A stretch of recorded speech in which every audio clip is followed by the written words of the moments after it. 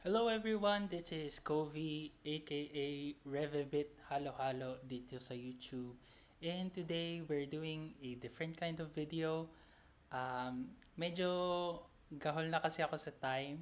So, imbis na yung medyo polido kong format pagdating sa pag-present ng theory para sa Encantadia, I'll just be doing a PowerPoint presentation wherein kita nyo rin yung mukha ko just cause I wanna try it out.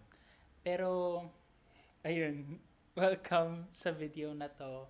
Today, pag-uusapan ko yung ultimate theoretical timeline of events ko para sa Encantadia Chronicles Sangre. Pero, parang part 1 pa lang to nung buo ng Sangre kasi pag-uusapan ko lang yung events hanggang simula ng end ng 2016 papunta sa Great War hanggang sa matapos yung Great War or yung tinatawag na Great War para sa Sangre. So, yun yung gagawin ko. Again, medyo sabog-sabog tong video na to dahil wala akong script ngayon. Kakatapos ko lang actually nung paggawa ng PowerPoint, pag-arrange ng mga pictures and such. So, hopefully ma-enjoy nyo pa rin siya. Feel ko magiging mahaba-haba to. Probably longer than 30 minutes. And, yun, siguro mag-start na tayo. I have my notebook of timeline of events here with me para maging guide ko. Pero bago tayo mag-start dun sa pinaka-start ng show, simulan muna natin yung recap nung finale ng 2016. So, nasan ba tayo nung natapos yung Encantadia 2016? Unang-una, Ether. Ginawang simpleng pasneya ni Emre. So ngayon, ahas na lang siya na naglilibot-libot sa Encantadia, sa lupain ng Encantadia. And then next, we have Cassiopeia na nag-ascend into godhood from Abong Gaitan, nagawa niya na yung inaasam niya na S-Gene para maging isang tunay na bataluman. And in addition, kung anong klaseng bataluman siya, sa tweets ng official Encantadia page, makikita natin na kinakategorize si Cassiopeia bilang goddess of love and protection. Next thing na nangyari is kinasal si Azulan at Perena, ganun din kinasal si Danaya at si Akil. Next, since finalo na ni Danaya ang kanyang heart or ang kanyang puso at nagpakasalila Akil, hindi na siya qualified maging reyna ng Lireo. So, ngayon, si Alena yung ginawa nilang queen. Si Hara Alena. If first time nyo mapanood to, first time nyo ma-encounter Encantadia, nagtataka kayo bakit bawal magmahal ang reyna or bawal ikasal ang reyna kasi sa lore ng Encantadia, ang reyna ng Lireo ay kasal sa kanyang kaharian.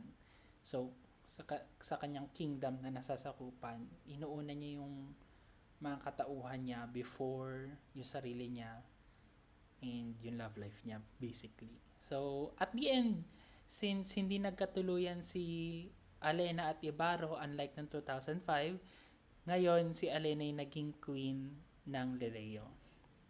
And yeah, ayun, siya ang queen ng Lireo and happy-happy na silang lahat. So, medyo zoom out lang ako dito sa picture na to and gusto ko lang pag-usapan yung mga characters na natira pa. And simulan na natin kay Pau Pau, which is nasa gilid siya dito. Kasi so far sa teasers ng Sangre is hindi pa natin nakikita si Pau Pau in a while. So, I'm not sure kung saan siya mapupunta, pero at the end of 2016, nandito pa siya sa Lireo. And then, we also have Lila Sari and Amaro na ngayon ay nakatira sa Sapiro kasi part ng royal court ng Sapiro ngayon si Lila Sari. Next, si Alena nagkaroon ng anak, si Adamus, with Memphis, yung isang Gunikar or Adamian. Ang Gunikar, isang tribo siya na sa Adamya. So, ngayon si Adamus yung parang sineset up nila para ma-reorganize. Hindi ko alam kung yun yung tawang word. Pero ma-reorganize basically yung Adamya or ma-re-establish nila yung kingdom ng Adamya or maging protector siya ng Adamya. Katulad nung ginawa ni Alena noong book 2 ng 2016. Next, Cassiopeia bilang isang Bathaluman bumaba sa Devas, bumaba galing Devas at nagbigay ng baby kila Ibrahim at Lira. So yung baby na to ay galing sa dugo ni Cassiopeia, sa buhok ni Lira, and interestingly enough, abo ni Amihan. Saan nanggaling yung abo? Hindi rin natin alam kasi sa lore ng Encantadia, yung mga katawan ng Encantado ay dinadala rin sa Devas. So, hindi ko rin alam saan nanggaling yung abo, pero yun yung story so far. So, itong baby naman na ito ay si Cassandra and siya yung magmamana sa kingdom ng Sapiro. And doon na-discuss din by the end of 2016 is nagkaroon na rin ng anak si Pirena at Azulan at si Danay at Akil alongside yung dalawang na-mention ko na kanina. So, itong apat na to yung destined basically na magpatuloy ng legacy ng mga sangre at maging bagong mga tagapag-alaga ng Brilyante. But wait, ito yung cliffhanger nung 2016 or 2017 or 2018 na ba nun? Di ko sure kung anong year natapos. 2017, I think. Pero ito, nakalimutan ko kung Anaka ba yung pangalan ng owl ni Mitena. Pero dito makikita natin na may owl na nagmamasid dun sa bagong generation ng mga sangre. And then, makikita natin na bumalik yung owl papunta sa isang lugar na hindi pa natin nakikita before. And ngayon, alam na natin siya na Mineave. And dito nakita natin yung first glimpse natin kay Mitena, which is yung kakambal ni Cassiopeia. And wag kayo masyado ma-attach dito sa look na to kasi hindi ito yung look na gagamitin para kay Mitena sa sangre, and hindi rin ito yung look ng owl. Hindi siya diamond owl sa sangre. And pahapyaw is after ng end ng 2016, actually may parang continuation, non-continuation na nangyari sa Encantadia 2016, which is yung cameo or yung small part na plinay ni Pirena at Lira sa Mulawin versus Ravenna. Bakit importante itong part na to? Gusto ko lang kasing i-point out na dito pinakita yung reign ni Hara Alena. So, sa continuity ng MVR, actually dapat ang reyna na nun si Cassandra kung iisipin natin. Kasi by the end of 2005, siya naging reyna, si Cassandra. At never naging reyna ng Lireo, si Alena. So, interestingly enough, dito sa Mulawin versus Ravenna, is dinedepict yung Encantadia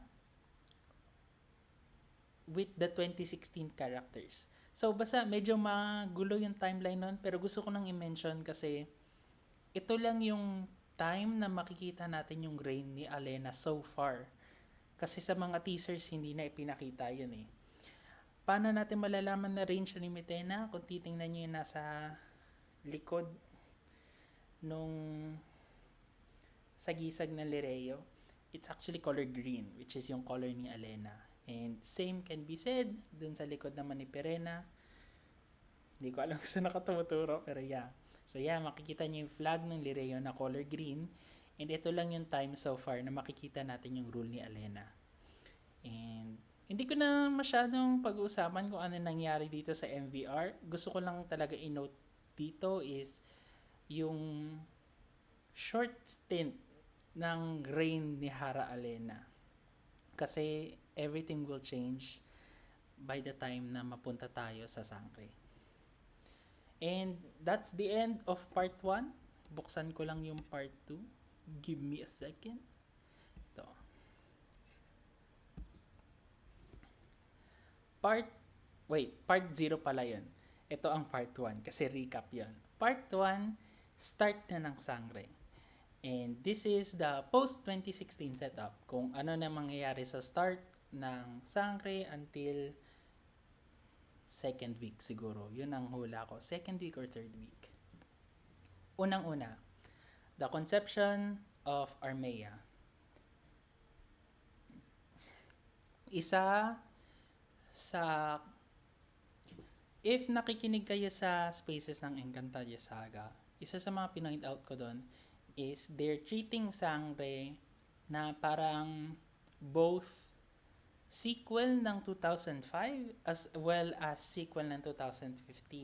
So parang may mga chess pieces sila na sineset up para mangyari yung bagay na yon. And dito makikita natin yung introduction ni Armea. Hindi actually natin nakita kung paano ipapanganak si Armea dun sa teasers, pero feel ko isa to sa pinakaunang mangyayari sa Sangre kasi kailangan nila ma-establish yung character na yun. And again, I think this is related kung paano pinanganak si Armea, since ang queen nga ng Lireo, aside from ruling the kingdom, she's also tasked para i-prepare yung next generation ng mga queens ng Lireo. And since si Alena, ang anak niya lang si Adamus, I'm guessing yung conception ni Armea is binestow ni Emre para kay Alena. Ang problema nga lang dun, wala kasing ibang royal blood na single, kumbaga, kung iisipin nyo. Kasi sa Hathoria, si Pirena ang nagre-reign and asawa niya si Azulan. And then, wala nang ibang basically royal blood na character sa Encantadia so far. Kaya, I think, pinayagan or inallow ni Emre na magkaroon ulit ng anak si Alena at si Ibrahim. Sa akin, I don't think that they'll get back together kasi hindi nga pwedeng ma-inlove ang queen. So, sa tingin ko, yun lang yung way para magkaroon ng succession ng line para sa Hara ng Lireo. Pero interestingly enough, may changes tayong makikita. So, yun. I still think na if-follow natin yung lore ng 2005 na si Armea ay anak ni Alena at ni Ibrahim. And weird naman kasi kung hindi, kasi si Armea ay nakapangalan sa ama ni Ibrahim na si Haring Armeo. So next, passing the crown. So you would think na ipapasa ni Alena yung crown sa kay Armea. Pero interestingly enough, napasa yung crown kay Cassandra. Pero this is weird kasi by the end of 2016, si Cassandra dapat ang magiging successor ng Sapiro. Hindi ko rin alam kung ano yung iniisip so far ng writing team ng Sangre kung bakit ganito yung setup nila. Pero ito yung setup na meron tayo. And I also think nag-step down si Alena sa pagro-rule sa Lireo para mas matulungan niya si Adamus na i-prepare yung sarili niya para maging sunod na Sangre. Kasi even noong 2016, nakita natin na hindi ganun ka-involve si Minea sa pag-train sa mga anak niya. And si Akil yung nag-train sa kanila sa time na yon. And now, dito makikita natin na mas hands-on si Alena sa pag-train kay Adamus. I keep forgetting yung proper pronunciation, pero yun. Bear with me, guys. Next, for some reason, binigay rin kay Cassandra hindi naman for some reason, kasi sa kanya naman intended na mapunta yung brilyante ng hangin. And last time na nakita natin yung brilyante ng hangin is ibinalik ni Ariana or ibinigay ni Ariana bago siya mamatay kay Ibrahim, pati yung brilyante ng diwa. Now, alam na natin na yung brilyante ng hangin mapupunta kay Cassandra, pero hindi natin alam kung saan mapupunta yung brilyante ng diwa. Ayoko maniwala sa sinasabi nilang na reabsorb na yung brilyante ng diwa sa inang brilyante. Ayoko lang mangyari yun. Isa ako sa brilyante ng diwa truthers na kailangan present pa rin siya sa story, pero so far hindi siya present sa teasers ng Sangre. So I'm guessing may ibang plans na yung writers para sa brilyante ng diwa na hindi ko gusto, or yun nga, baka yung sinabi ni Direct Mark nung anniversary na reabsorb na nga daw yung brilyante ng diwa and such, which is ayokong paniwalaan niya dahil gustong gusto ko yung concept ng brilyante ng diwa. So yun, kay Cassandra napunta yung brilyante ng hangin, and now sa kanya napasa yung corona ng Lereo. And I'm guessing this means na babalik si Armea to Sapiro, kasi kung tutuusin pwede naman sila talaga mag-interchange, kasi either way line pa rin ni Ibrahim yung nasa throne ng either Sapiro or Lereo, kung sino man maging reyna sa kanilang dalawa, kung si Cassandra man si Armea. So Ibrahim gets around, I guess. Next is training the next generation. So ito naman yung sa teasers na makikita natin na tinitrain ng mga 2016 Sangres, yung susunod na henerasyon ng mga Sangre. So simulan natin sa panganay, which is Pirena na nasa Hathoria, and yun, pakita ko lang sa inyo yung bagong look ng Hathoria. It continues yung Eastern or Japanese inspired na design ng Hathoria, which is beautiful to see.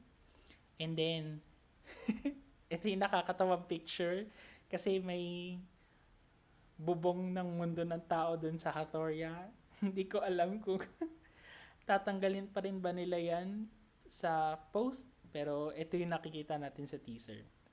So ito yung look ng Hathoria, I'm guessing sa Sangre. Much gold, sculptures, and yun. Dito makikita lang natin si Pirena tsaka si Flamara na nagtitrain. And then, yun, nagtitraining sila. Pero mukhang pinapahirapan ni Pirena si alam yung tawag dito, strictness ni Pirena pagdating sa pagtrain ng mga Sangre. And nakita na natin to sa pagtrain niya kay Lida at kay Mira. And next, sa Adamya. I'm not sure kung sa Adamya talaga to. Pwede rin kasi siya sa Lereo. Pero since si Adamus nga yung parang piniprepare na maging protector ng Adamya, I'm guessing na sa Adamya to nakaset. And here makikita natin si Alena na nag-bend basically ng water or nagmamanipulate ng water. And interestingly enough, pinapakita niya ito kay Adamus, and gusto niyang itry din ni Adamus na gawin yung bagay na yon. Which is interesting kasi never pa natin nakitang mag-manipulate ng elements yung simpleng Encantado.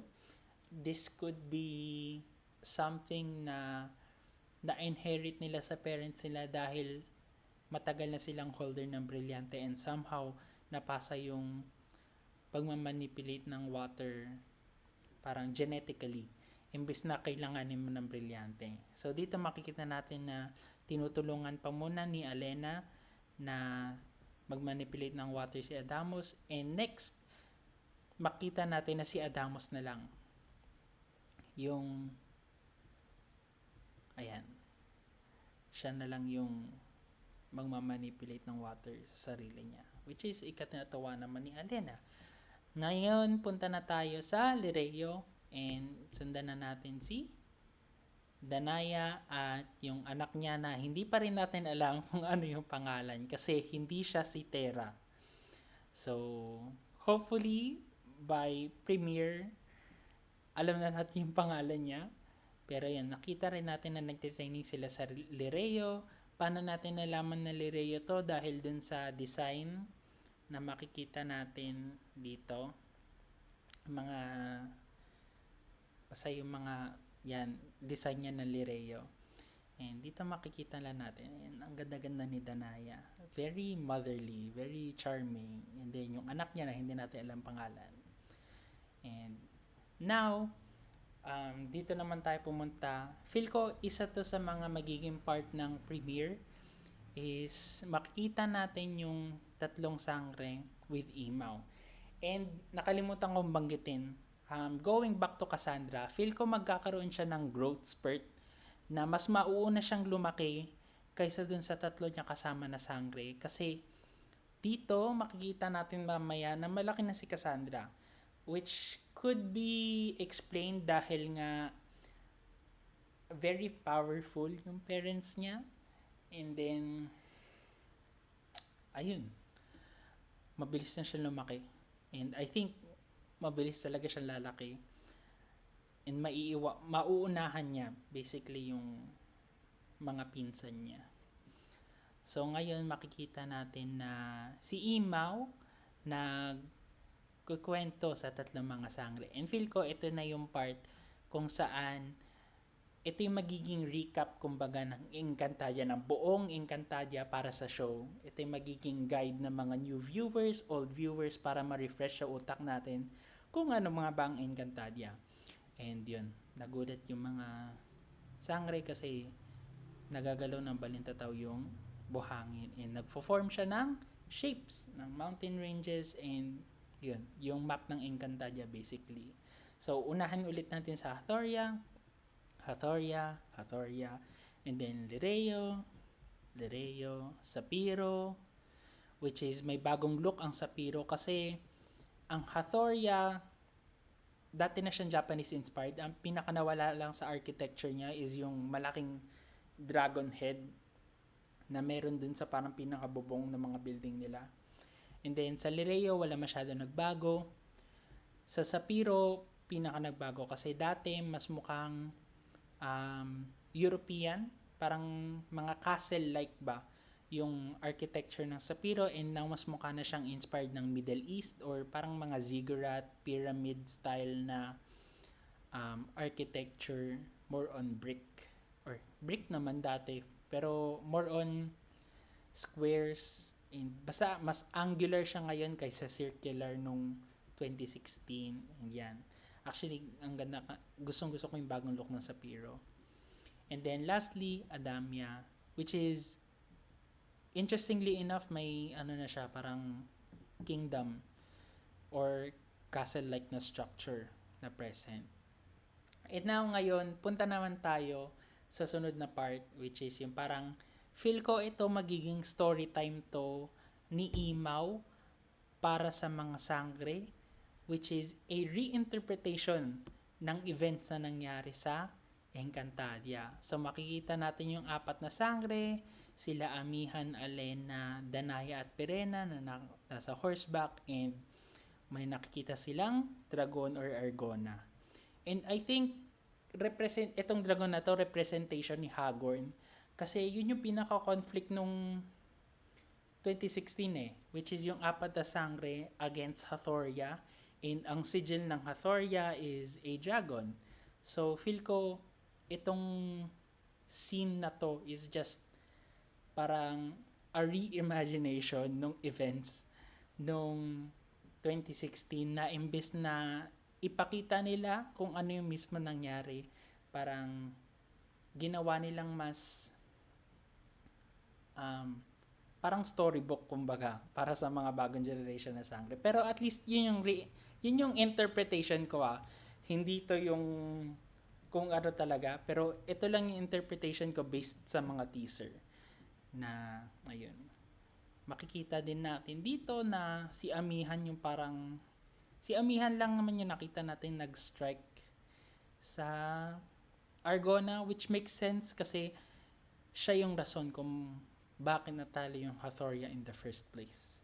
And yan, makita lang natin na yun. Kwento ni Imaw yung part na yon. Ngayon, hindi ko alam kung ano yung mas nauna, kung yung story ba nung apat na sangre or yung story nung Encantadia or vice versa. Pero feel ko magka-connect yung dalawang scene na yon. So, next naman, the prophecy. Bagong section na tayo. We go with Cassiopeia in her Bataluman status, experiencing a vision. Kung ano yung vision na to, explain ko mamaya sa next na section or next na sa part 2. Pero itong part 1 kasi na to, yung post-2016 setup nga. So, feel ko dito makikita ni Cassiopeia, si Mitena, and malalaman niya yung history ni Mitena.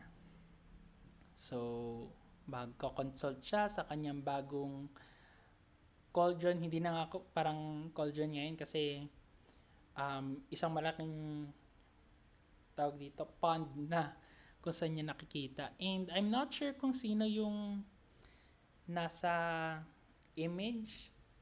It's possible na ito yung mga nakaraang hara. Maybe going through the history ng Lireo. Hopefully, yun. Pero, yan. Kita natin. And then, nakita niyo yung vision na yun. Siyempre, nag-alala siya. Ngayon, habang yung mga bata is kasama ni Imaw, itong tatlong sangre naman is nagvi-visit sa place kung nasaan nakalagay yung espada ni Amihan, yung Arcray. If I'm remembering correctly na yun yung pangalan ng espada ni Amihan. And then, siguro parang death anniversary. And gusto lang bisitahin yung or i-remember si Amihan. And dito makikita natin na napansin ni Danaya na may something na nangyayari sa kalangitan. And yun ang Skype call ni Cassiopeia. So ito ang ngayong may Batalupan status na si Cassiopeia, pwede na siyang mag-Skype call sa langit para sa mga sangre. And feel ko dito lang winawarn niya yung mga sangre na may kaguluhan na magaganap or parang may prophecy, and yung prophecy na ito ay related kay Danaya. And feel ko dito nga ikikwento niya kung ano yung history ni Mitena and ano yung nakita niya, na makita niya na yung prophecy na savior is wini-wield yung weapons na gamit ni Danaya. Syempre, ma-alarma yung mga sangre, babalik na sila sa mga anak nila para sunduin, and now, magre-report na sila sa harap ng Lireo kung ano yung nangyari. So, next, we see the exile of Danaya and family. Ito na yung last part, I think, dito sa part 1.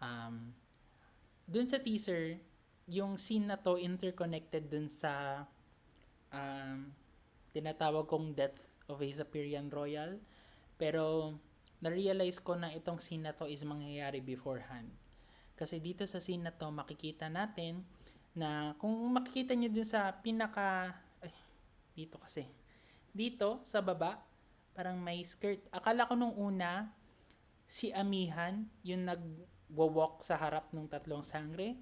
Pero later on, na-realize ko na ang nag-walk sa harapan nila ay si Cassandra. So, yun nga. Kaya iniisip ko na magkakaroon ng growth spurt si Cassandra kasi malaki na siya by this time sa scene na ito. So, alam natin na time pa to ng Lireo kasi yung sagisag na nasa floor is sagisag ng Lireo or isang lambana. And ngayon, feel ko kwento na nila kay Cassandra kung ano yung naging prophecy ni Cassiopeia. And it looks like hindi masaya yung mga sangre sa magiging desisyon ni Cassandra. So, ito yung pinakaunang beses ko na na-clock na hindi na queen si Alena kasi wala siyang suot na crown, unlike Pirena. Pirena has a crown kasi siya yung hara ng Hathoria, pero Alena, since hindi na siya yung hara at napasan niya na kay Cassandra ang corona, wala na siyang suot na crown. So isa to sa pinaka earliest na na-notice ko nung na-release yung teasers, and medyo na-confirm na siya nung na-release yung primer and yung full trailer. So now, yan, inad ko lang to para ipakita na kay Cassandra na nga, Brilyante ng Hangin, and yan, kausap ni Cassandra, si Danaya to. Yan yung headpiece ni Danaya. Papakita ko sa inyo mamaya. And feel ko ikukwento nga nila kay Cassandra, and ang magiging desisyon ni Cassandra is para maging ligtas si Danaya at pamilya niya is ipapadala sila sa mundo ng tao. And we can see na hindi gaano sang-ayon ang mga sangre sa desisyon na yun ni Cassandra. Kasi look, kahit si Pere na galit. It's like, what is this decision? Pero it makes sense naman for Cassandra kasi nga, yun. Magiging mas safe nga naman sila Danaya kung doon sila magsistay. And it would be interesting kung gagawin nila yung storyline ng 2005 wherein para maging ligtas si Cassandra ay sinamahan siya ni Lyra na mapunta sa mundo ng tao. Endong 2005, saka lang siya bumalik nung malaki na siya. It's interesting kung ganun din gagawin nila dito sa Sangre. Na yung time na nakuha ni Lyra si Cassandra is pupunta sila ng mundo ng tao, at yun ang magiging rason kung bakit mas mabilis nalalaki si Cassandra. So, yeah. World building, medyo complicated ang world building ng Encantadia in comparison sa mundo ng tao, pero alam kasi natin na mas mabilis ang oras sa mundo ng tao. Ang hindi lang natin alam kung fina-follow pa rin ba ng biology or yung ng bodies ng mga diwata ang oras sa mundo ng tao, or they grow in their own pace. Hindi natin alam, pero it's possible na since mas malaki nga si Cassandra dito, na pwedeng nanirahan si Cassandra at Lyra sa mundo ng tao for a time, and nung nakabalik sila, malaki na si Cassandra. Kaya napasa na sa kanya yung corona ng Tireo. So, yan, makikita natin na final line decision ni Cassandra, kaya yun, umalis na siya, nag-walk out na siya. And wala na magawa sila Danaya kasi yun yung decision ng Queen, yung decision ng Hara. So now, feel ko ito yung scene kung saan isi-send off si Pere na mismo yung magsi-send off sa kapatid niya si Danaya at kanyang pamilya. And interestingly, yung makikita nating sigil na nasa susi ng Lagusan is yung sa Brilyante ng Apoy. Yung magic circle ng Brilyante ng Apoy, and then a different magic circle na nag-close na siya, which is yung magic circle ng Earth with lesser details. And then to makikita natin Lagusan, and makikita rin natin na first time na parang linak talaga nila Lagusan ng Astamon, kasi usually pwede ka lang makadaan tapos pag inopen mo yung portal, may lalabas lang na ilaw, and yun na yung gagamitin mong daan papunta sa mundo ng tao. Kung gusto mong ilak yung puno ng Astamon, mawawala lang yung portal. And dito, interestingly, may bato parang na nag-cover mismo dun sa Lagusan. So ngayon, kala ko yun yung last part. Ito pa yung pinaka-last talaga. Balik tayo dun sa The Prophecy Now Continued. Once na malaman to ni Cassiopeia, feel ko si Imaw pupunta kay Cassiopeia para i-discuss yung mga bagay-bagay na yon. And yun nga, dun mangyayaring sa teaser na makikita ni Cassiopeia na may ibang tunay na tagapangalaga ang Brilyante na Lupa, pero hindi nila sinabi kay Danaya yon. Tapos magkakaroon ng war kung saan maraming mamamatay. And yun, Imaw. Si Imaw, feel ko babalik ng Adamya, and then dun niya na malalaman yung history ni Mitena with a book. Hindi ko sure kung ito yung libro ng karunungan Um, I haven't fully watched kasi yung Etheria, pero alam ko may libro ng karunungan sa series na yon. And dun sa libro ng karunungan na yon, interestingly enough, alam ko wala siyang nakasulat sa page. Tapos may nag-a-appear lang. Pero hindi ko sigurado yon. Um, Take it with a grain of salt. I'm not an expert sa 2005. Mas alam ko ang 2016. Kasi yun yung show na mas napanood ko. Kasi batang-bata pa ako noong 2005. Like, hindi ko pa naiintindihan yung nangyayari sa show noon, pero alam kong pinapanood ko yung show noong time na yon. So, dito lang makikita natin na may projection na galing dito sa libro na to. And then, yun, makikita lang natin yung si Mitena as a child. And actually, nakakaawa yung scenes ni Mitena mamaya.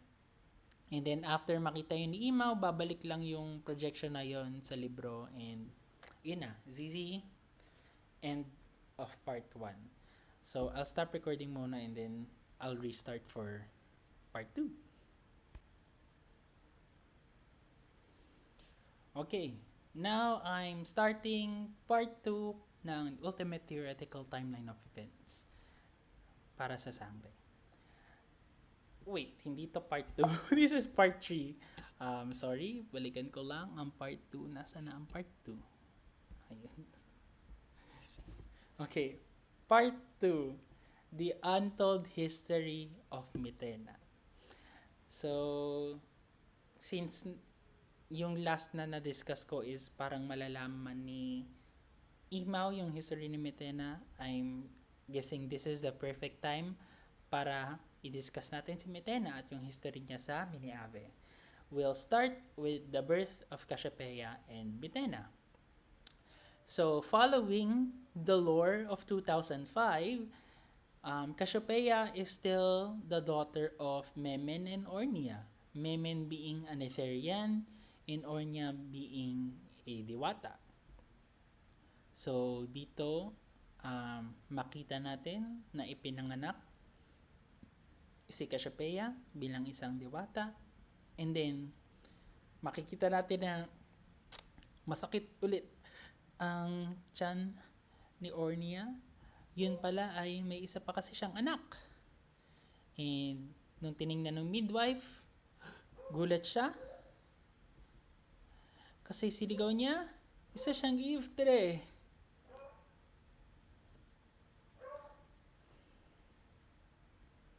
So, yun. Sorry, ang ingay ng aso namin. Isa siyang Iftre and isang sanggol na hindi na dapat ipinanganak, if I'm remembering the line correctly. So, yun, natakot siya dahil ipinanganak si Mitena bilang Iftre and tinitreat nila yun na isang sumpa. So, lumabas yung midwife. Ngayon, chinek ni Memen habang hawak-hawak niya si Cassiopeia na Iftre nga ang ikalawa niyang anak or ang kambal ni Cassiopeia, which is Mitena. And dito makikita natin na si Ornia hawak-hawak si, which I'm assuming is Cassiopeia. And then makita natin pumasok si Memen sa tent, tapos pumunta siya dun sa cradle, tapos buhat-buhat niya naman ngayon si Mitena. And ngayon, nagdesisyon siya na dadali niya si Mitena sa Miniave. Next part, exile in Miniave.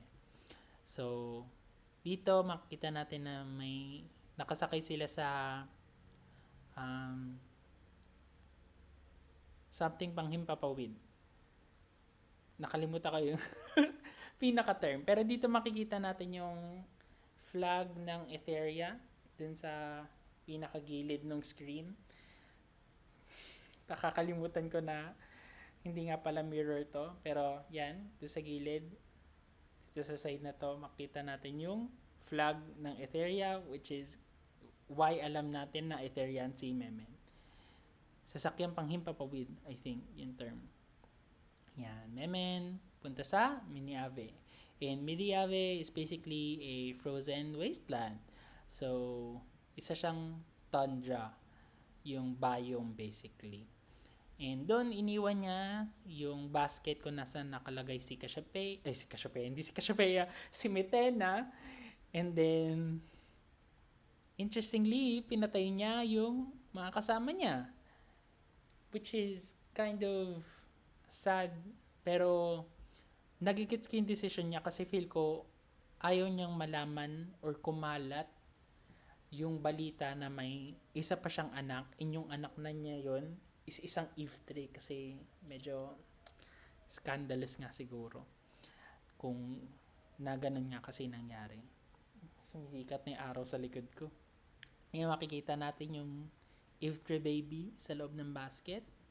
And then si Memen, speaking Enchan, is nagcast siya ng spell gamit itong tungkod na ito na interestingly kamukha ng lupig na gamit ni Edhara, and yan. Basically, naglagay siya ng barrier sa mini Ave, and sinabi niya dito sa mini Ave, ikay ikukulong ko. And then, once na na-set up na yung barrier, iniwan niya na si Mitena sa mini Ave. And then, ngayon pupunta tayo sa involvement ni Ether. So, I don't think Ether is coming back. Like, as in, makakawala siya sa pagiging Pashnea niya. Pero since this happened earlier in the history of Encantadia na meron pang Etheria, tingin ko, since Ether yan, si Memen, somehow nalaman ni Ether itong pinagagawa ni Memen, and pumunta siya sa Mini Ave, which I think this is Mini Ave kasi tinan niyo yung ice, parang ice sa gilid-gilid, and medyo mas snake nga yung form ni Ether dito kaysa dun sa look niya nung 2016 na parang medyo may pagka-monster like pa rin yung pagiging snake niya, pero dito mas mukha siya normal na snake. Pero yun, feel ko si Ether ang magbibigay ng katawan kay Mitena. Kaya kung doon sa pinakasin na to may black na smoke na pupunta doon sa basket, and then yun, magugulat si Mitena kasi meron na siyang katawan. And yeah. And feel ko ikukulong siya ni Ether para basically i-keep as parang secret weapon, kumbaga, para in case na magamit niya pa in the future, which is alam natin hindi niya magagawa kasi matatalo siya by the end of book 2. And actually kung titingnan yung pictures dito ni Mitena, naiiyak ako habang screenshot kong teaser na to, naiiyak na ako, nakikita ko pala itong mga picture na to na yung in-injure ng batang to, grabe, nakakaawa, she's just a baby, diba? And then makita natin she grew up in that cage mismo, and interestingly black hair pa dito si Mitena. Tapos dito yung kumakanta siya, kay lumbay ng buhay sa aki ibinigay, kasi nga lumaki siya sa Miniyave ng isa. Tapos grabe yung acting din ni Rian dito as Mitena. It's like it's giving talaga, it's giving bago akong kaiyakan. Parang feel ko magle-level up yung acting nila ngayong Sangre kasi there were touching moments noong 2016, and there are scenes talaga na lagi kong iiyakan habang pinapanood ko. Pero sometimes you wish in certain scenes is mas maganda sana yung acting nila. And I think Rian, being the actress that she is, will give something different para kay Mitena na it's like already excited. Kaya nga ang dami ng Mitena apologist ngayon pa lang, kahit marami siyang papatay na karakter na mahal natin from 2016. So, ayun. Ngayon, sa tingin ko, paano makakawala si Mitena? Makakawala siya once na mawala na yung power ni Ether at naging Pashnea na lang siya.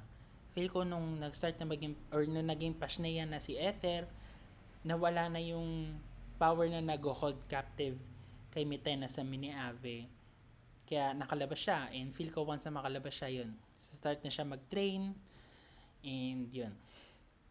Feel ko rin si Ether yung nagturo kay Mitena kung ano yung history niya. at kung paano siya ipinanganak or ano basta kung anong yung basta sasabihin niya dun sa line as bata siya na ako si Mitena ang kabal ni Cassiopeia, yung ganito ganyan. So, ayan, feel ko ite-train ni Mitena ang sarili niya. And dito, white na yung hair ni Mitena. And I think itong scepter para sa akin ay galing rin kay Ether. Or somehow involved si Ether sa paglikha ng scepter na ito. Kasi this scepter holds immense power. So, feel ko isa sa reason kung nagtitrain si Mitena is para maging malakas siya para i-wield tong scepter na to. And yun, dito makikita natin na kukunin ni Mitena yung scepter, and once na ma-possess niya na yung scepter, bibigyan siyang bagong look and gagawin siyang isang queen or kera sa lengguwahe ng Mineave. So, feel ko ito yung scene na hahawakan niya yung face niya kasi yun nga, binigyan siya ng bagong look ng scepter na yun, which is basically yung scepter na to is acting like a brillante kasi it's giving the wielder a power up, and yun, gagamit niya yung power na yun para mag-seek ng revenge sa mga gumawa ng mali sa kanya. Pero this life is a lonely life, and yeah, gamit yung power na yon, feel ko mag-establish siya ng kingdom niya, which is yung kingdom ng Mineave. And now we go to the prophecy. Feel ko once na makuha ni Mitena yung scepter na to, doon matitrigger yung vision ni Cassiopeia, and doon niya makikita yung prophecy na kung anong mangyayari in the future. And yun, kita lang natin landscape na Mineave, so mini ice, breaking ice. And once na ma-receive niya yung vision na yun, lalapit siya kay Mitena kasi ngayon naintindihan niya na yung totoong history kung ano ba yung nangyari sa kanilang magkapatid. And sa scene na to, dun sa primer, sinasabi ni Mitena na wala siyang sinasabi ni Cassiopeia na wala siyang kasalanan kay Mitena. Kasi wala naman talaga. Ang may kasalanan nito lahat ay si Memen. Si Memen kasi nagkulong kay Mitena dito. Pero syempre, isolated as she is, hindi alam ni Mitena yon. So, ayan, maghahasik siya ng lagim sa Encantadia. And yun nga, sabi dito ni Cassiopeia is walang kasalanan sa kanyang Encantadia. Pero syempre, Mitena grew up alone, and I feel ko very traumatized siya sa experience niya growing up inside a cage from bata hanggang sa malaki na siya. And isipin nyo ilang years na yung lumipas simula nung makulong si Mitena. Kasi ilang kingdoms na ang nag-rise and nag-fall. Etheria na wala, yung reign ni Hagor na tapos, ilang reign na naging meron sa Lereo. So, she's been trapped in Mineave or maybe sa cage din for a long time. And all that time, mag-isa lang siya. And yun, makikita rin natin naman sa mukha ni Cassiopeia na malungkot siya para sa experience ni Mitena. Pero syempre, Mitena doesn't like that, kaya sige siya, Sheda Mushne. Basically, shut up. And yan na, ito na naman yung acting ni Rian na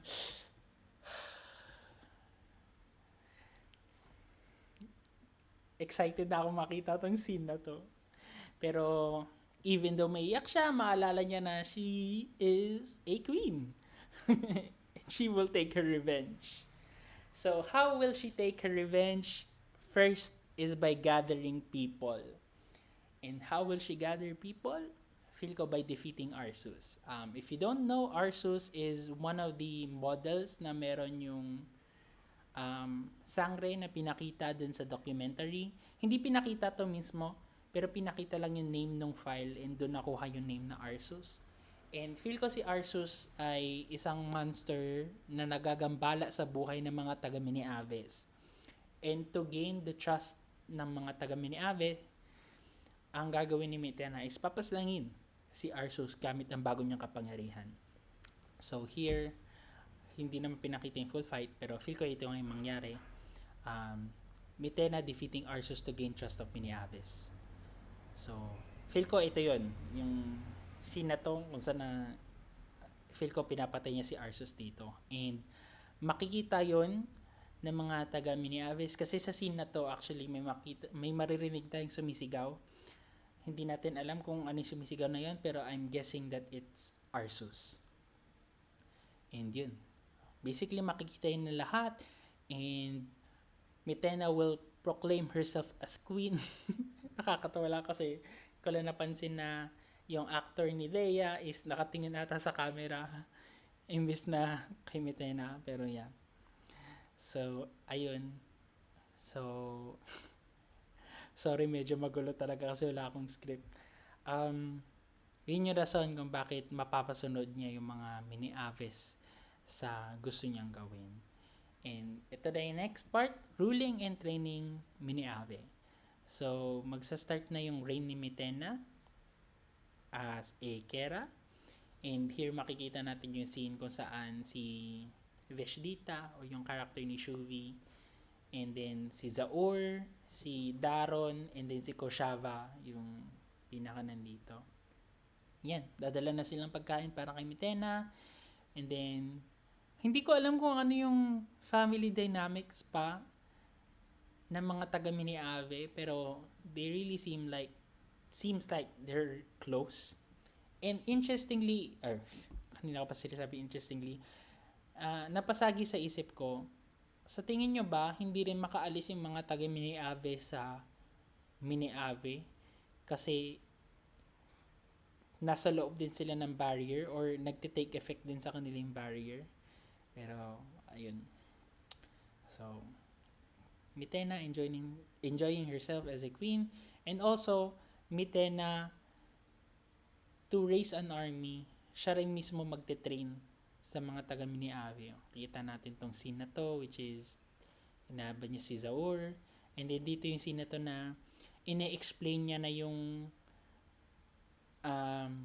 na ang plano niya is pupunta sila sa Encantadia, tapos sasakupin nila yung lupain yon. And hindi joke, basically, yung pakikipaglaban sa mga diwata. So, tinitrain niya na maayos yung mga taga Miniave, which is quite successful, as we'll see later. So, ito may scenes tayo makikita kasama si Olgana, si Dea, Veshdita, and then makita natin si Dea training, and eventually they'll all grow up. And this is our first look at Dea, and hindi ko siya matawag na Sangre kasi hindi ko alam ang kanyang origin. Hindi naman siya taga Lireo as far as we know, pero hindi pa natin nga alam yung full history ng character niya. So, ito muna si Dea wielding her bow. And kung titingnan nyo dun sa waist niya, nandun nakalagay yung mga pickaxe niya basically. Feel ko yun yung gamit nila para ng ice. So, dun yung time na ma-establish ni Mitena ang Miniave as its own kingdom. And dito, medyo mahirap tingnan, pero nandun yung owl ni Mitena na nagmamatsyag sa Encantadia, dun sa mga bagong tagapangalaga, as we saw from the end of 2016. And yung owl niya is actually nag-transform into a person. Ang wish ko nga dito is sana isa siyang mulawin. And mulawin na walang ugat pack. So basically, hindi niya ma-receive yung wings niya. Pero, nandun yung basically form niya as a mulawin na walang pakpak. And yun yung theory ko na sana mulawin siya na hindi makalipad. And Mitena having her power is binigyan siya ng way para maging isang owl or mag-transform into an animal para yun yung way ng paglilipad niya. So, ito na ata yung last part, which is yung breaking the barrier. And once na ma-prepare niya na yung mga mini aves, i-break niya na yung barrier, then makikita natin yung acting ulit ni Rian dito na feel ko very cathartic para sa kanya yung time na to na tanggal niya na yung barrier sa mini ave at makakabalik na siya sa Encantadia. And once na magawa niya yun, ito na yung army niya. Prepare niya na para sakupin ang Encantadia. And that's the end of part 2. Next up, part 3. This is part 3. Part 3, Danaya in the Mortal World. Ngayon, balikan na natin yung isa sa mga ending ng part 1, which is sinend off ni Pirena si Danaya at pamilya niya sa Mortal World. And feel ko, ito yung first part na gagawin ni Danaya since she's a very noble encantado or encantada or diwata. She will become a superhero sa mundo ng tao. And yun yung theory ko kasi makita natin tong scene na to where she's fighting, I think, or she's stopping a kidnapping. Yan. Kinakalaban niya yung mga tao. And yan. Ginagamit niya yung balangis niya to create a force field. And yeah. Danaya as a superhero. And then, ito na yung dreaded, feel ko iiyakan ko talagang part na to once na maabutan natin tong part na to sa Sangre, which is ang death ni Akil at ng anak nila ni Danaya. So, feel ko Danaya acting as a superhero will be a catalyst kung saan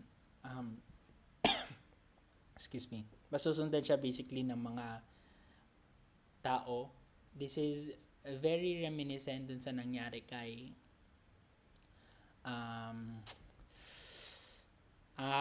nakalimutan ko yung pangalan, si Amihan tsaka si Rakim, na naiinggit sa kanila basically mga tao dahil nga very blessed sila when it comes to their life. And feel ko ganun din yung situation na mangyayari para kay Danaya, na may mga tao magkaka-interest sa buhay nilang magpamilya and makaka-epekto ito sa buhay nila, which is why dilagay ko tong picture ng red sky, which is dapat actually red moon siya pero dito sa scene na to red sky lang. Pero ang red moon kasi sa Encantadia, it signifies that danger, gabi ng lagim kumbaga. So here makita natin may papasok or loloobin yung bahay nila Danaya. And then, si Akil, ang gagawin niya is bibigyan niya ng weapon yung anak nila to protect herself. Then, yan.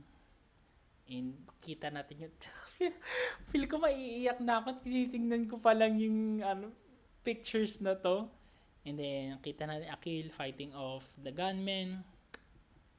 Yan. Pero, sadly, mahuhuli nila yung anak ni Danaya and something happens wherein both of them get injured and they both perish, which is iiyakan na naman nating scene na to.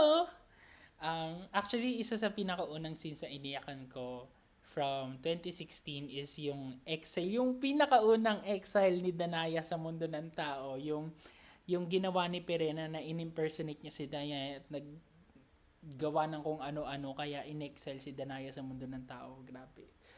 Ang lungkot nung scene na yun. Grabe. Feel ko yung feels ni Danaya nung time na yun. And kung napanood niyo yung pinakauna kong video, sinabi ko dun na siguro linibing ni Danaya yung si Akil tsaka yung anak niya kasi hindi makakapunta yung retre sa mundo ng tao. Which is wrong kasi makita natin na may mga retre dito sa scene na to. And interestingly enough, yung retre na sa scene na ito color white. Usually yung white na mga retre nagsisimbolize siya ng or sign siya ni Embre for pregnancy noong 2016. Pero tapos yung retre kasi ng um, na nagdadala ng katawan sa Devas is actually blue. So, I'm not sure kung production error ba to or intentional change na ginawa ng mga writers. Pero makita natin na tinataboy ni Danaya kasi ayaw niyang kunin pa. Kasi once na magkaroon ng retre, it signifies na patay na basically. So parang hindi niya pa matanggap na patay na yung kanyang pamilya, kaya feel ko iyak talaga ako sa scene na to. So next, makikita natin na siguro once na makuha na ng mga retre yung katawan nung nila Akil tas ang anak nila, lalabas si Danaya and she'll cause basically an earthquake dahil sa hinagpis na naramdaman niya sa ginawa ng mga tao sa kanyang pamilya. And makita natin na and feel ko she'll go on a revenge tour dun sa mga nanakit sa pamilya niya. Feel ko lang yun, hindi ko pa sure. Pero ito, nung nakita ko tong picture na to, parang yun lang yung naisip ko na this girl is gonna be out for blood. So watch out. And once na magawa niya na yun, magawa niya na makagawa yung revenge niya para kila Akil, she'll make a proper, hindi burial pero a way to remember them, which is yung tombstone. And dito sa tombstone na to, ilalagay ni Danaya yung sword ni Akil dun sa tombstone basically. And this is interesting nga kasi if I remember, isa sa mga concept ni Sir Noel is weapons are sometimes forged in a way na yung successor mo lang yung makaka-wield ng weapon na yun. And I think this is the case for Hirada, which is yung sword ni Akil, na from Amaro, ipinasa ito kay Akil, and then si Akil ipapasa niya sana ito sa magiging anak niya.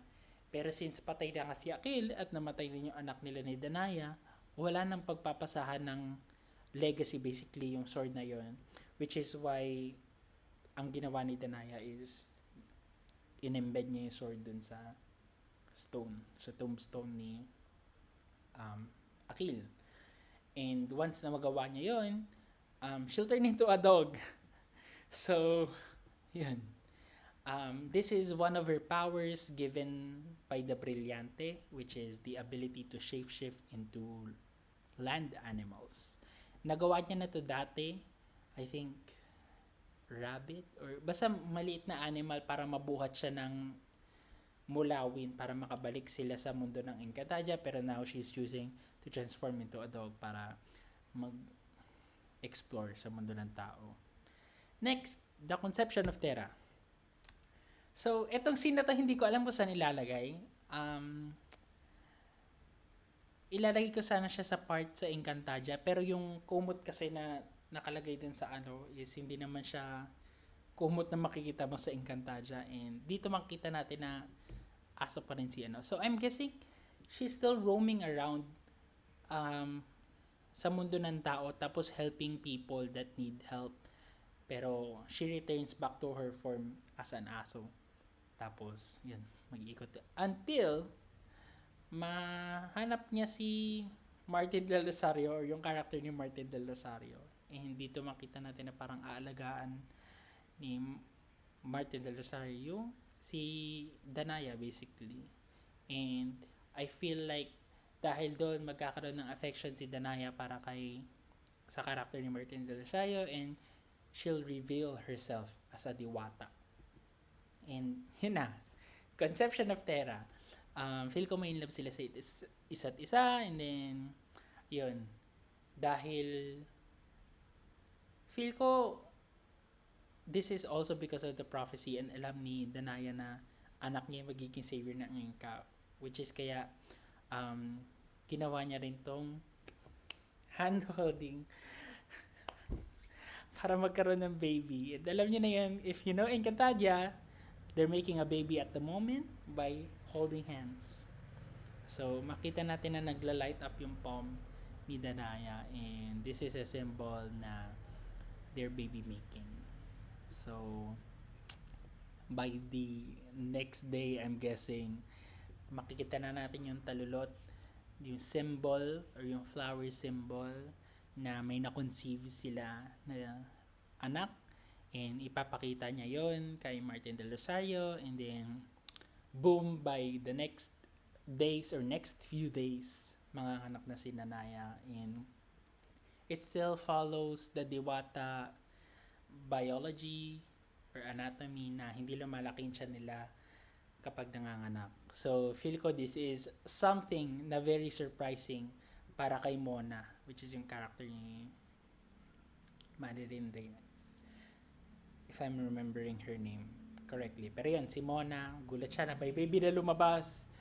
Kasi di niya siguro in-expect na magkakaroon ng anak kahit hindi malaki yung tiyan. And in a matter of days. So, ayun. Conceive si Terra. And Terra is a sangre kasi anak siya ni Danaya. And yun, dito sa scene na tayo na-explain niya lang na for sure na magkakaroon ng kapangyarihan yung magiging anak nila dahil anak siya ng isang diwata. So, yun. Now, babalik na si Danaya sa Encantadia. So, babalik siya sa Encantadia and somehow, mamamantay yung character ni Martin Del Rosario, and we know na si Terra may iwan kay Mona because of the next sa teasers, pinakita yun. And then, hindi ko sure, pero feel ko sa Encantadia na to, as in, sumama si Martin Del Rosario kay Danaya para pumunta ng Encantadia, and sa Encantadia, mamamatay si Martin Del Rosario. And, yung death na to basically is very reminiscent sa nangyari kila Cassiopeia at kay Emre, na parang nagkaroon ng scales, and somehow, medyo parang linilink yung idea na yung event na ito kay Ether, pero hindi nga natin alam kung gaano kalaki yung role ni Ether sa Sangre, so we're not sure kung ano nangyari, yung officially nangyari kay Martin Del Rosario dito. Pero kung kay Ether nga to, I'm guessing na yung poison takes faster effect sa katawan ni Martin Del Rosario dahil isa lang siyang tao. So I think the death is quicker para sa kanya kasi hindi siya magical basically. And that's the end of part 3. And I'm gonna pause and then start sa part 4. Welcome to part 4, which is yung last part nung ultimate theoretical timeline of events ko. At least, ito yung last part muna kasi medyo, sabi ko nga, minadali ko itong paggagawa ng video na to, and kita nyo naman, sumikat na yung araw sa likod ko, and I've been up all night basically trying to finish this video. So, part 4, The Great War. So, ito na yung time, babalikan na natin yung pag-start ng pagsakop ni Mitena sa Encantadia. Pero bago yon, let's set up a few things na feel ko mangyayari before sakupin ni Mitena Encantadia. The coronation of Armea. I think sometime bago sakupin ni Mitena Encantadia, dito muna tayo, is magiging or i-officiate na magiging queen ng Sapiro si Armea, succeeding Ibrahim. Pero bago yon, bisitahin muna natin ang ating favorite Diwanis kasi hindi ko na alam kung saan part sila ilalagay. Pero, my babies! My favorite characters in 2016, which is Lyra, ang Gen Z na Gen Z Diwata, and then Lyra, the bestie. So, dito makita natin yung character ni Lyra na mahilig pa rin mag-selfie using her cellphone. And, which is very convenient kasi yung pinsa niya is Hathor, so never malolobat yung cellphone niya. So, yan. Kita lang natin silang dalawa, which is very cute. I'm glad they're back, but I fear na very short-lived yung return nila for the series. Pero ang ganda-ganda ng costume nila. Sayang, I don't think we'll see it as much in this series. Pero feel ko itong scene na to is nasa forest sila somewhere. Pwedeng sa Lireo, pwedeng sa Adamia, pwedeng sa Sapiro or Hathoria. But they're in a forest somewhere, tapos nagpapakasangre. Being a guardian of Encantadia and just roaming around helping people, I'm guessing. And then, yan, selfie sila. Actually, dito sa scene na to, pinapagalitan ni Mira si Lyra kasi selfie nila siya ng selfie. Tapos magagalit si Mira kasi sabi niya, yun na nga lang yung kaligayahan niya. Bakit hindi niya pa, or bakit hindi pa ibigay sa kanya na makapag-selfie silang dalawa. Pero yun, syempre, gawin pa rin ni Mira and yun, selfie silang mag-bestie. Mamimiss ko itong mga karakter na yun. Pero, back dun sa coronation ni Armea. Kukunin na ako ng langit. Sobrang liwanag na sa likod ko. Pero nung una, akala ko si Cassandra to. Kasi nga, sa Priyan. Tapos may mga diwata na diwani. Dun sa, nakasama si Armea dun sa baba. Nakasama niyang paakyat. And dun sa ibabaw, actually, makikita natin si Alena tsaka si Adamus na naghihintay sila dun sa tuktok. At wini-welcome basically si Armea as I'm guessing which will be her coronation as the Queen of Sapiro. And then yan, nakoronahan na siya dito. I'm sorry for the picture, parang ito lang matinong screenshot na nakuha ko. And ito na, start na ng Great War or yung plan ni Metena para sakupin ng Encantadia. I think she'll start with Adamia. I'll tell my reasons later. Pero feel ko magsa-start siya sa Adamia. And dito sa part na to, una nilang pupuntahan is yung basically yung place kung nasaan si Imaw, tapos si Mantok, tsaka si Tukman. Tapos, kakatakot yung mukha ni Imaw dito. Pero yun. Pero makikita natin na, syempre nakabalik na si Danaya sa Encantadia and thankfully nandun siya para tulungan yung mga Adamian sa pagsakop ni Metena. And dito may makikita rin tayong scene later on na si Danaya at Metena ay magkakaroon ng confrontation. And actually hindi ko alam kung bakit mangyari scene na to or anong mangyari sa scene na to. Pero shout out kay Renz, Just Renz sa Twitter, Encantadia another Encantadia na nakaka-theorize ko sa Twitter, and binigay niya idea na Metena is probably asking Danaya either kill yourself or surrender. And feel ko hindi magsusurrender si Danaya dito kasi makikita pa natin siya later on sa isa pang scene. Pero yeah, kasi nga alam niya na si Danaya yung successor basically, or yung anak ni Danaya yung makakatalo sa kanya, which is why yung confrontation na to ay nangyayari. And then feel ko malalaman ni Alena yung tungkol sa nangyari sa Adamia na pagsakop nila Metena. Feel ko wala na masyadong gagawin sila Metena other than hurt yung mga nasa Adamia, and nandun naman si Danaya just in time to help them. So wawarningan niya si Adamus at si Armea na i-prepare ang sarili nila sa posibleng mangyari. Kasi nga yung itong war na to is not just a simple war. This is something else basically. And feel ko nga masasaktan nila si Imaw dahil makikita natin na si Danaya at Alena, Alena at Perena healing basically Imaw. And inaantok na ako kaya namamali na ako na sinasabi. And dito makikita pa natin si Cassiopeia, which is why I'm thinking this is the first na mangyayari sa order of events kasi basically nandito pa yung mga main characters natin or yung main players natin para sa Great War. So, once na ma-ward off, I guess, ng mga taga-Adamia, sila Mitena, ang next na mangyayari is pag-capture kay Cassiopeia. And feel ko, importante itong part na to kasi mamaya makikita niyo sa next part. So, I feel like somehow, yung character, hindi ko pa rin sure kung Anaka ba yung pangalan, pero yung owl ni Mitena is somehow responsible sa pag poison basically kay Cassiopeia para makapture siya ni Mitena. And then, feel ko ito yung, hindi pinakita sa teaser to, pero ito yung, mamaya, i-trap basically ni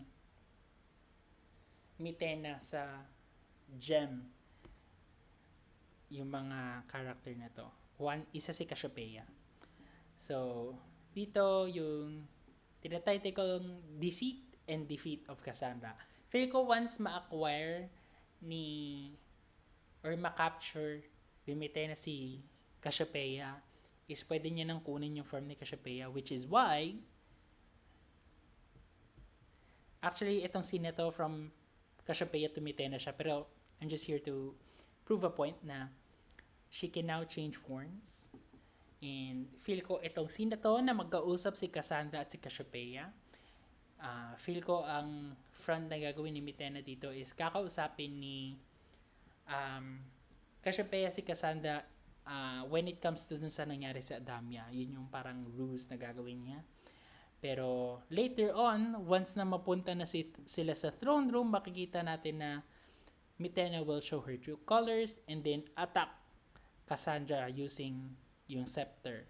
Then, once na lumipad na si Cassandra sa ere, gagamitin ni Cassandra ang brilyante ng hangin, which is makikita natin yung magic circle na nagpo-form very briefly to blow a gust of wind towards Cassiopeia para ma-counteract yung ice scepter.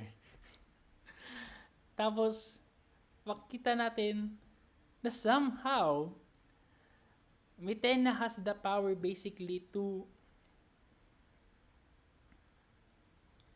grab the gem from Cassandra ng walang kahirap-hirap, which is parang nagsumambo lang siguro siya sa brilyante na hangin, or somehow yung scepter is may powers na nagbibigay sa kanya na pwede niya lang kunin basically yung mga brilyante from whoever is owning it.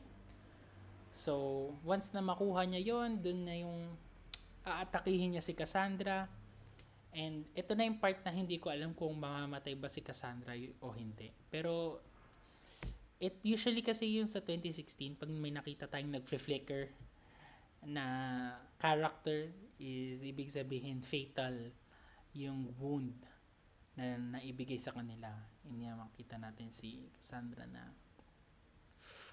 which is hopefully sana hindi naman nila patayin agad si Cassandra kasi according to Twitter ohms na nakakausap ko about Encantadia sa 2005, very powerful si Cassandra as a character, pero dito makita natin na ang bilis-bilis niya na best ni Mitena. The next, feel ko habang nangyayari tong kay Mitena at Cassandra sa Lireo, feel ko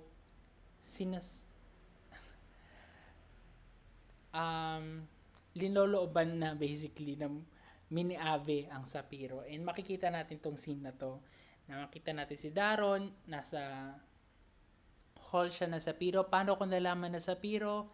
Kasi landun sa structure, parang it looks very Sapirian, basically yung bagong look ng structure nila ngayon. And then makikita natin si Mashna Maika. And interestingly,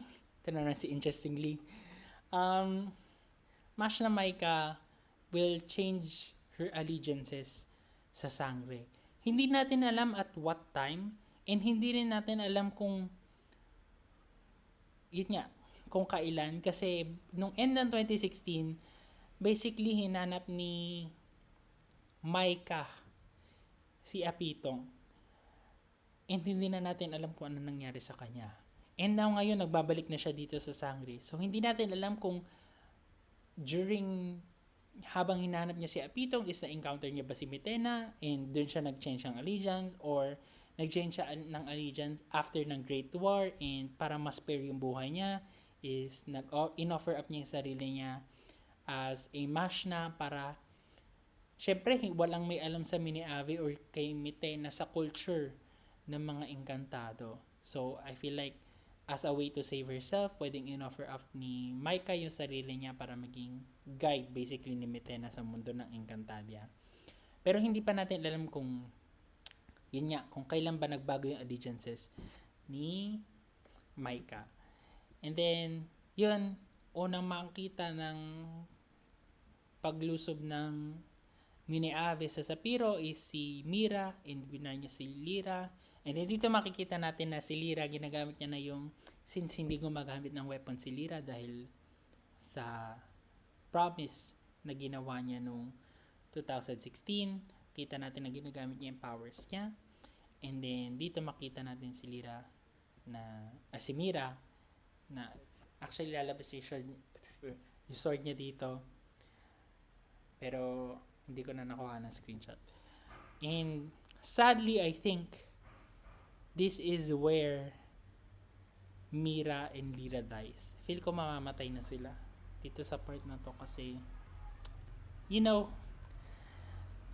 kailangan bigyan ng spotlight yung bagong characters. So feel ko dito na sila mamamatay. Next, feel ko itong scene na to is nasa Sapiro kasi yung background lang is it's giving Sapiro, not necessarily Lireo. So feel ko itong once na nasiege sa Sapiro, since nasa Sapiro sila Armea at Adamos, specifically Armea, nandun din si Alena, and Alena transforms and fights off yung Miniabe soldiers. And then feel ko once na malaman to ni Alena na linusob ang Sapiro, she will go to Lireo, mag-i-evicto siya papunta Lireo para hingin yung tulong ni Cassandra. Pero as we know, Cassandra has been killed by Mitena, and we know na si Mitena to dahil dun sa scepter, and ito yung scepter na gamit ni Mitena. And dito makikita natin na si Mitena sa sightseeing siya basically sa Lireo, and makikita niya tong Hall of Haras, Hall of Queens basically sa Lireo. So I think si Pirena, Danaya, Minea, Cassiopeia, Cassandra, Amihan, and then Alena. So feel ko sila yung nandyan. Sayang hindi natin makikita kung nandyan ba si Demetria at Ursula kasi sila yung queens before Minea. Pero yan, yung mga characters. And feel ko maapektuhan na ito si Mitena kasi ito sana yung legacy niya alongside Cassiopeia. Pero hindi nangyari doon dahil nga kinulong ni Memen si Cassandra or si Mitena sa Miniabe. So, once na makapag-evictus na si Alena papunta Lireo, hihingin niya yung tulong ni Cassandra, pero si Cassandra, ipapakita niya na siya na si Mitena, and gagamitin ni Alena yung brilyante niya para atakihin si Mitena, pero papakita ni Mitena nasa sa kanya yung brilyante ng hangin. May isa akong tweet na nakita na yung minamouth basically sinasabi dito ni Alena kasi part to nung MV, nung music video nung bagong Tadhana, which is yung bagong OST ng Sangre. Yung sinasabi niya dito sa scene na to is nasa yung brilyante ng hangin as a question. She's raising that as a question. And then feel ko gagamitin ni Mitena yung powers niya na para basically kunin lang yung brilyante willy-nilly since gusto niya. So basically makaka-capture yung brilyante from Alena, and please people, pagbigyan niyo na si Alena kasi sa pinakaunang teaser yung brilyante niya yung unang brilyante na nakita natin na nanakaw or nasa kamay ni Mitena. So, inassume natin na yung brilyante ni Elena yung unang makukuha. Pero, kung tama tong theoretical timeline ko, ang unang makakapture na brilyante is brilyante ng hangin and not brilyante ng tubig. So, let's not punish Elena for that, and Mitena's just too powerful na pwede niyang kunin yung brilyante ng gusto niya lang. So, feel ko once na makuha niya yung brilyante, makikita natin to mawawala yung armor ni Elena, and then ang gagawin ni Cassiopeia basically is, yun, lalagay niya sa loob ng gem si Elena, which is what I think na ginawa rin kay Cassiopeia. So, once na matapos yung fight na yon, feel ko si Mitena will cosplay again as Cassiopeia at pupunta siya sa Piro para ipagpatuloy ang pagsakop sa Sapiro. And feel ko dito na mangyari yung death of a Sapirian royal, which is what I'm coining this event.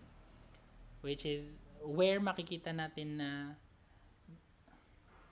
mga Diwata soldiers, Lirayan soldiers, ang nakahawak dun sa kabaong is Sapirian soldiers, and then yung pinaka nandito is Hathorian soldiers. So basically lahat sila nandun nagluluksa sa nangyaring patayan sa Sapiro, which is where I think mamamatay din si Ibrahim.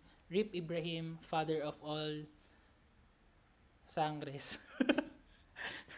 Basically, ang dami niya na naging anak na potential maging tagapangalaga. So, yeah. And dito makikita natin ang appearance ni Amihan as an Iftre. And alam natin sa Piro to dahil sa background, makikita natin yung stained glass. And stained glass is a unique feature na meron sa Sapiro. And then dito makikita natin may mga retre na lumilipad. Which is, again, iba na ang kulay ng retre for Sangre, hindi na siya color blue. Then, makita natin Amihan. Then makita natin yung sigil ng coat of arms ng Sapiro, which is yung sarangay. And then, yan. Tapos, once na matapos na ni Amihan yung job niya na makuha na ng mga retre yung katawan ng mga Yumao, is babalik na siya ng Devas by Amihan. And dinagdag ko lang tong scene na to kasi it's giving Devas vibes. I'm not sure kung Devas talaga to, pero yun, it's giving Devas vibes for me. Kaya linagay ko siya dyan. Next and last, patapos na tayo. The Siege of Lireo. And linagay ko yung moons kasi maraming ang mamamatay. So feel ko, coming from Sapiro, susugod na sila papuntang Lireo, and feel ko dito sila on the way papuntang basically Lireo, makakaharap nila si Pirena, and then Pirena will use her brilyante, pero I don't think it's that successful kasi later on makikita natin siya sa Lireo basically. Ito yung bagong look ng grounds basically ng Lireo, and dito mangyayari yung labanan. Kikita natin si Maika, Soldarius Flamara, Pirena, Azulan, Adamos, Wantuk, mga Hathorian soldiers, and dun sa likod ng Hathorian soldiers, mga Lirean soldiers, and then dun sa pinaka-last is feel ko yun yung mga Punjabwe in their allegiance with the Hathor. And then, next, iba pa ba tayo makikita? Ayun, may mga Sapirian soldiers dito sa likod. So, makita na natin na they're preparing for a battle. Actually, feel ko ang onti nila sa scene na to. Pero, yan. Laban sila. Yun yung kampo ng mga Encantado. Ito naman yung kampo ni Mitena. Makikita natin yung mga mini-Aves soldiers. Si Zaur, si Mitena, si Koshava na sa likod niya, si Daron, tapos si Dea. Dea in her black. Si Dea ang sangre bias ko so far sa bagong tagapangalaga. So, I'm excited to see her. Ayan, Koshava, kita rin natin si Shuvi as Veshdita. And then, they're preparing for a battle. And yun, laban na sila. Laban! Tapos, isa sa mga fights na makikita natin is Azulan versus Zaur and Daron. And feel ko ito yung time kung saan posibleng mamatay si Azulan. Kasi alam natin yun dahil ma-orphan basically si Flamara. Next, makikita natin si Muros! Welcome back, Muros. I'm happy to see you but sad also kasi feel ko mamamatay ka in this scene. So yeah, makikita natin Muros in his new armor which looks very cool. Mash na Muros. I'm not sure kung siya pa rin yung pinaka-mash na ng Lireo by this time or he's just a soldier, pero feel ko siya yung mash na ng Lireo at this time and mamamatay siya. And then Wantok, feel ko isa rin to sa characters na mamamatay. Pero he's fighting off on his own very well actually. And the next, yun yung mga old characters na makikita natin. And then itong next batch naman ng pictures is new characters. Soldarius fighting off. Alam natin magsasurvive si Soldarius dahil feel ko magkakaroon sila something ni Flamara later on sa series. And then next, we have Armea. And nasa Lireo siya. Paano nating malaman sa Lireo? Dahil yung background is very Lireo and not Sapiro. So siguro after ng siege sa Sapiro and nangyari yung kamatayan doon, tutulong din si Armea since may lahi pa rin siyang Diwata. Tutulong pa rin siya para sa Encantadia, which is yun yung sinisigaw niya sa line na to. Para sa Encantadia. And dala-dala niya yung mga civilian soldiers and she's fighting. And then Pirena fighting. And we know Pirena will survive. Armea, alam nating makakapture siya. Soldarius will survive. Tas yung unang tatlong karakter na nabanggit ko mamamatay. Soldarius survives. Armea captured in a gem. And then Pirena survives. And then Dea, feel ko binibuild up na talaga nila yung enemies to lovers arc ni Dea at Adamos dito kasi sila yung magkaharap dito and then matatalo ni Dea si Adamos which is go get it girl. It's like beat them up basically. Pero yun, doon nag-end na yung scene na yun and parang alam ko sasabihin ni Dea kayo ang tunay masasama. We're not sure why. Kasi hindi rin natin alam kung ano ba talaga yung sinabi ni Mitena when it comes to sa Miniave or kung ano ba yung sinabi niya tungkol sa Encantadia. And then dito makikita natin si Mitena fighting Pirena using the Brilyante ng Tubig. And actually, makita natin na magugulat si Pirena dito and then ma-overpower siya actually ni Mitena. Pero we will see Danaya comes to the rescue. And then aatakihin niya si Mitena sa likod. Which is, makita natin ito scene na to. And then, yun, kita natin hawak-hawak niya yung Brilyante.